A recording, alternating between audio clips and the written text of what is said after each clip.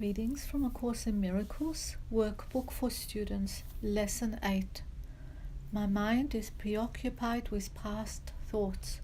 This idea is, of course, the reason why you see only the past. No one really sees anything. He sees only his thoughts projected outward. The mind's preoccupation with the past is the cause of the misperception about time from which your seeing suffers. Your mind cannot grasp the present, which is the only time there is. It therefore cannot understand time and cannot, in fact, understand anything. The one wholly true thought one can hold about the past is that it is not here.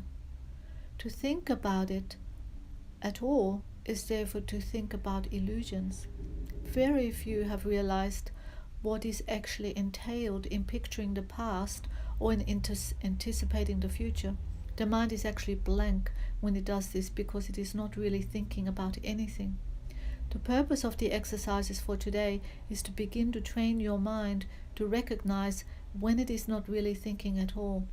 While thoughtless ideas preoccupy your mind, the truth is blocked. Recognizing that your mind has been merely blank rather than believing that it is filled with real ideas, is the first step to opening the way to vision. The exercises for today should be done with eyes closed. This is because you actually cannot see anything, and it is easier to recognize that no matter how vividly you may picture a thought, you're not seeing anything.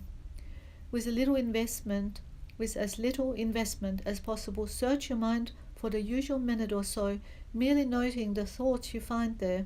Name each one by the central figure or theme it contains and pass on to the next. Introduce the practice period by saying, I seem to be thinking about. Then name each of your thoughts specifically. For example, I seem to be thinking about name of a person,